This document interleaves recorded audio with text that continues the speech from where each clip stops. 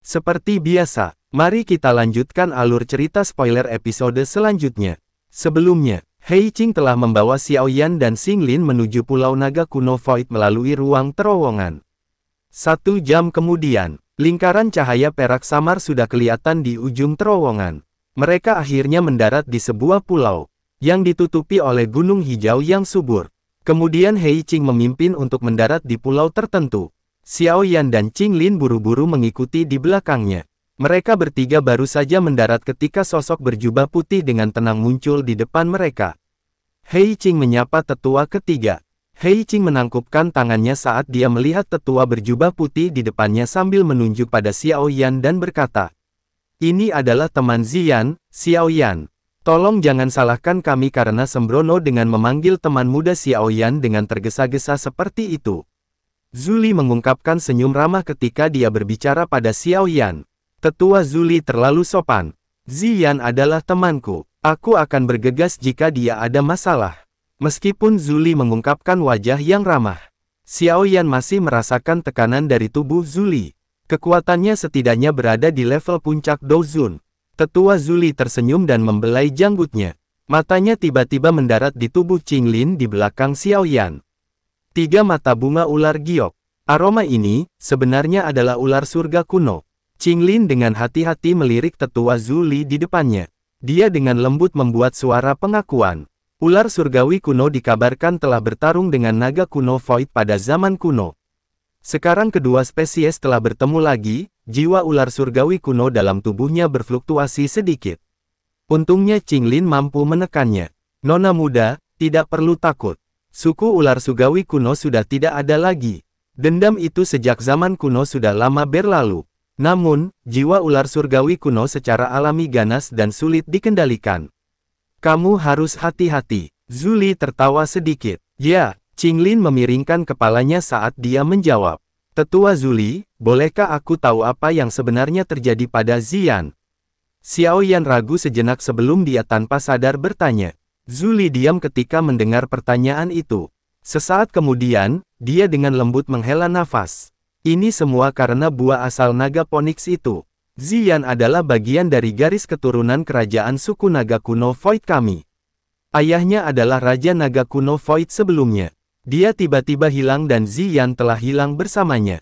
Ziyan hanya dirasakan oleh kami ketika dia tiba di dataran tengah beberapa tahun yang lalu. Berbicara tentang ini, itu semua berkatmu.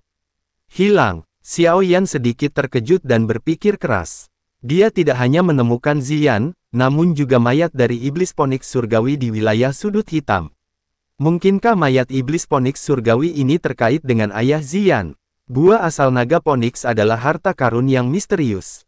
Jika Ziyan mampu menyerapnya, dia akan memiliki tubuh yang istimewa dan memperoleh garis keturunan Raja Binatang Sihir sejati. Namun, hasilnya agak melampaui harapan kami. Ketika Ziyan menyerapnya, energi buah asal naga Phoenix terlalu kuat. Tubuh Ziyan tidak mampu menyerap energi menakutkan ini sepenuhnya. Oleh karena itu, energinya mulai mengeras. Tetua Zuli tanpa sadar tertawa getir ketika dia menjelaskan. Mengeras. Xiao Yan terkejut saat mendengar kalimat ini. Apa maksud tetua? Kemudian, tetua Zuli membawa Xiao Yan menuju aula batu di gunung. Di tengah aula besar, ada altar yang menjulang tinggi. Pada saat ini, sosok kecil yang cantik sedang berbaring diam di atas altar. Namun ada lapisan kristal es yang menutupi setiap bagian tubuh Ziyan. Dengan kata lain, Ziyan telah berubah menjadi tubuh kristal yang tidak memiliki kehidupan. Mata Xiao Yan mengeras di altar. Dia secara alami dapat mengatakan bahwa tidak ada kekuatan hidup di tubuh Ziyan saat ini. Kalian semua benar-benar terlalu nekat. Meskipun Xiao Yan sadar bahwa kekuatan Zuli sangat menakutkan, dia masih tanpa sadar berteriak dengan suara marah. Jika masalah ini tidak diselesaikan dengan benar, Ziyan mungkin akan kehilangan nyawanya. Tetua Zuli juga tersenyum pahit. Dia menggelengkan kepalanya ketika mendengar teriakan Xiao Yan. Namun, dia tidak mengatakan apapun. Sepertinya dia juga merasa menyesal. Adik kecil Xiao Yan, kamu juga jangan menyalahkan tetua ketiga. Bahkan suku naga Void kuno hanya menemukan buah asal naga Phoenix beberapa kali. Oleh karena itu, kami tidak benar-benar memahaminya. Hei Qing di samping mendesak. Apakah buah asal naga Phoenix berhasil diserap sebelumnya? Xiao Yan tampaknya telah mengingat sesuatu saat tiba-tiba bertanya. Ya, namun, hanya berhasil diserap 2 kali. Satu diperoleh oleh surga Phoenix dan menghasilkan orang yang sangat kuat. Selama periode waktu itu, bahkan suku naga kuno Void benar-benar ditekan oleh mereka. Untungnya setelah beberapa ratus tahun, suku naga kuno Void kami akhirnya memperoleh buah asal naga Phoenix dan berhasil membalikkan keadaan. Namun, selama pertempuran berdarah terakhir kedua ahli, yang memiliki garis darah yang sangat kuat, akhirnya mati bersama-sama. Tetua Zuli mengangguk. Baru 2 kali sukses ya, bagaimana kita bisa menyelamatkan Ziyan sekarang? Xiao Yan merajut alisnya dan segera bertanya. Energi padat semacam ini sangatlah keras. Bahkan aku tidak mampu menghancurkannya. Tetua Zuli berkata, lagi pula, jika dihancurkan, energi ini akan terbuang sia-sia. Apakah kalian masih akan repot-repot dengan energi ini, bahkan sekarang? Xiao Yan bertanya sambil mengerutkan kening. Teman kecil Xiao Yan, kamu tidak tahu situasi terkini dari suku naga kuno Void. Saat ini, kami sangat membutuhkan seorang pemimpin suku yang memiliki garis keturunan kerajaan dan yang mampu mengendalikan situasi. Zuli tertawa getir. Pulau naga kuno yang kamu lihat sekarang sebenarnya bukanlah pulau naga kuno yang utuh. Sebaliknya, itu hanya seperempat dari aslinya. Seperempat. Xiao Yan terkejut. Dia bereaksi cepat. Bagaimana dengan 3 bagian lainnya? Suku naga kuno Void terbagi menjadi 4 kelompok tidak lama setelah ayah Ziyan menghilang. Sesekali, keempat pulau naga akan bertemu di alam Void. Pada saat itu, kita pasti akan bertukar pukulan. Ketiga pemimpin pulau lainnya semuanya ingin menguasai suku naga kuno Void. Oleh karena itu, suku naga kuno Void masih tetap terpecah setelah bertahun-tahun. Alasan mengapa kami sangat ingin agar Ziyan menyerap buah asal naga Phoenix adalah karena kami berharap dia akan berevolusi secepat mungkin dan selanjutnya menyatukan suku naga kuno Void saat keempat pulau bertemu lagi. Tidak heran, Xiao Yan juga tiba-tiba memperoleh pemahaman di dalam hatinya. Kemudian tatapannya sekali lagi berbalik ke altar. Karena tetua Zuli memanggilku ke sini, kemungkinan besar kamu berpikir bahwa aku bisa membantu Ziyan kan? Jika aku tidak salah, itu pasti api surgawi bukan? Kamu memang layak menjadi keturunan Xiao Xuan. Zuli tertawa dan mengangguk. Lapisan kristal energi ini sangatlah keras, jika seseorang ingin melelehkannya. Itu hanya dapat mengandalkan kekuatan api surgawi. Namun, hanya peringkat 10 besar api surgawi yang dapat memenuhi kriteria. Xiao Yan tiba-tiba mengerti setelah mendengar ini. Segera, dia merenungkan masalahnya. Masalah ini terkait dengan apakah naga kuno Void dapat bertahan hidup di masa depan. Ini sangat penting. Karena itu, aku harap teman kecil Xiao Yan akan melakukan yang terbaik untuk membantu. Zuli menangkupkan tangannya ke arah Xiao Yan dengan sikap serius. Hei Qing di belakangnya juga menangkupkan tangannya dan membungkuk. Tetua Zuli, yakinlah. Ziyan adalah temanku, aku, Xiao Yan, pasti akan melakukan yang terbaik untuk membantu. Xiao Yan menjawab dengan ekspresi serius. Baiklah, teman kecil Xiao Yan, kamu harus beristirahat selama 2 hari. Aku harus mempersiapkan beberapa hal sebelumnya. Kita akan bertindak setelah semuanya siap. Zuli tersenyum saat dia berbicara. Ya, Xiao Yan mengangguk. Dia menoleh ke sosok kecil yang diam-diam berbaring di altar. Tinjunya mengencang saat dia bergumam. Ziyan, kamu dapat yakin bahwa aku akan menyelamatkanmu. 3 hari berlalu, Zuli akhirnya membawa Xiao Yan ke sebuah gunung berapi. Namun, ketika mereka akan mendarat, sosok hitam yang akrab tiba-tiba bergegas dan muncul di depan kelompok Xiao Yan. Kamu, Tiejian Zunze. Mengapa kamu di sini? Sosok manusia di depan mengenakan jubah hitam. Dia membawa pedang logam di punggungnya. Tiejian Zunze, yang menemani kelompok Xiao Yan untuk menyelamatkan Yao Chen saat itu.